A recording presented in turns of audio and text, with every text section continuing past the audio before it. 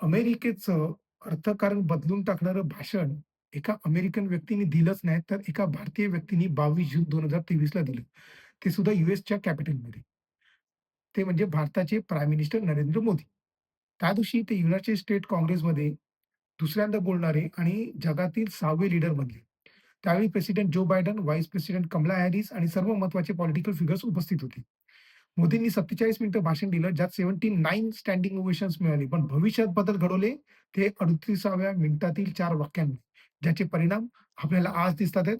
म्हणून त्याची चर्चा आपण आज करतोय. काय परिणाम झाले? 8 लाख जॉब रिलोकेट झाले अमेरिकेतून भारतामध्ये. 89,000 स्टुडंट्स एनरोल झाले भारतामध्ये आणि 89 बिलियन्स कॉर्पोरेट सेव्हिंग झाली, म्हणजे जवळ-जवळ ₹7.5 लाख. आणि अजूनही बरंच काही. या जाणून घेऊया काय? अमेरिकेच्या सिएटलमध्ये राहणारा 34 वर्षाचा सॉफ्टवेअर इंजिनिअर जेम्स चीन Amazonमध्ये मार्च 2023 मध्ये ले ऑफ झाला, म्हणजे त्याला कामावरून काढून टाकलं. तो स्टॅनफोर्ड ग्रॅज्युएट, स्किल आणि कॉन्फिडंट होता. त्याने 200 ॲप्लिकेशन्स पाठवल्या, ती इंटरव्ह्यूज मिळाले, पण ऑफर त्याला एकही मिळाली नाही. एका रात्री फ्रस्ट्रेटेड आणि टायर्ड मनस्थितीत असताना तो ट्विटर स्क्रोल करत होता आणि त्यांनी मोदींचं हे भाषण ऐकलं. त्यावेळेला त्या क्षणात त्याचे सर्व कन्फ्युजन क्लिअर झाले. आज तो भारतामध्ये काम करतोय, कमी कॉस्टवर. तर भारताने असे काय बदल केले आणि त्याच्यामुळे काय झालं? त्याचे काय परिणाम झाले?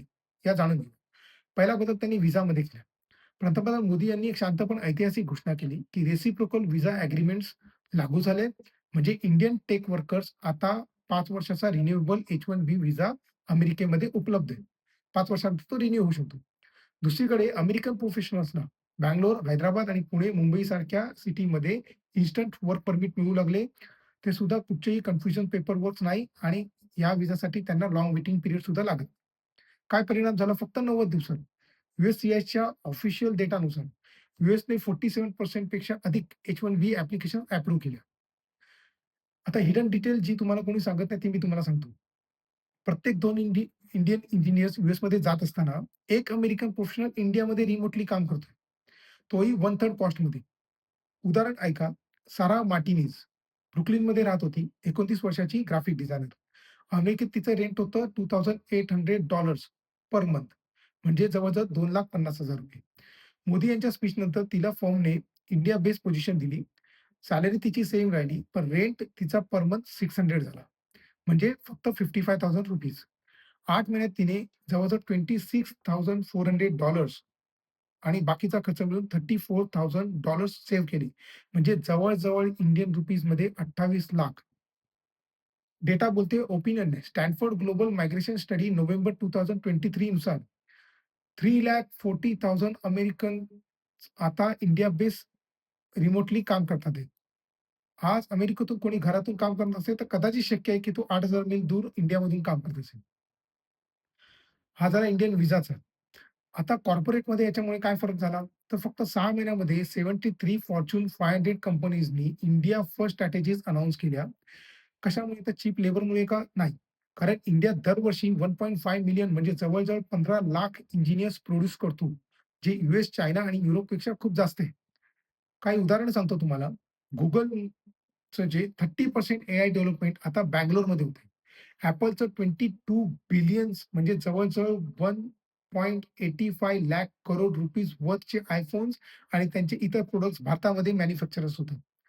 Boeing 787 ड्रीमलाइनरचे कंपोनंट्स हैदराबादमध्ये डिझाइन होतात. ह्युमन कॉस्ट जे कुठच्याही हेडलाईनमध्ये येत नाही. त्याच्यामुळे कॉर्पोरेटला किती फायदा झाला? तर रिसर्चच्या मते यूएस कॉर्पोरेशनने फक्त 18 महिन्यामध्ये 89 बिलियन सेव्ह केले, म्हणजे जवळ-जवळ 7.5 लाख करोड रुपीज. यालाच म्हणतात दी मोदी इफेक्ट. तर एज्युकेशन सेक्टरमध्ये काय बदल झाले? तर भारताबरोबरच्या करारामुळे 500 इंटरनॅशनल युनिव्हर्सिटीज कोलॅबोरेशनमध्ये आल्या. MIT, स्टॅनफोर्ड, कार्नेजी मेलन सोबत जॉइंट डिग्रीज क्रिएट केल्या गेल्या अमेरिकन स्टुडंटसाठी. आता इंडियामध्ये एज्युकेशन कॉस्ट आहे फक्त $12,000, म्हणजे जवळ-जवळ ₹11,00,000 पर ॲनम. बोस्टनमध्ये तेच जवळ-जवळ $60,000 आहे, म्हणजे जवळ-जवळ ₹55,00,000. बचत किती झाली असेल, तर 44 लाखांची बचत झाली आहे इंडियन रुपीजमध्ये, म्हणजे $48,000. 89,000 यूएस स्टुडंट्स आता इंडिया बेस्ड प्रोग्राममध्ये एनरोल झाले. सायकॉलॉजिकल शिफ्ट सुद्धा झाला. काय झाला? तर एक काळ असा होता, की आउटसोर्सिंगमध्ये बिट्रायल, आउटसोर्सिंग म्हणजे बिट्रायल असं समजलं जायचं. 5 पर्सेंट पण बदललं.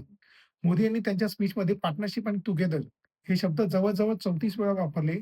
त्याच्यावरून स्टडी सांगते, की इंडिया ट्रेड डीलसाठी अप्रूव्हल त्यावेळेला 67% ने वाढली, जी ऑलरेडी 47% होती. आता लाईफस्टाईलमध्ये काय-काय बदल झाले? तर हेल्थ केअर बघा, यूएसमध्ये जवळ-जवळ जर तुम्हाला हेल्थ केअर घ्यायचा असेल किंवा इन्शुरन्स घ्यायचा असेल, तर त्याचा महिन्याचा खर्च $200 म्हणजे ₹18,000 येतो.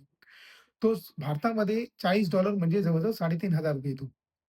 तिकडचं रेंट जवळ-जवळ ॲव्हरेज $2,000 म्हणजे ₹1,80,000 येतं.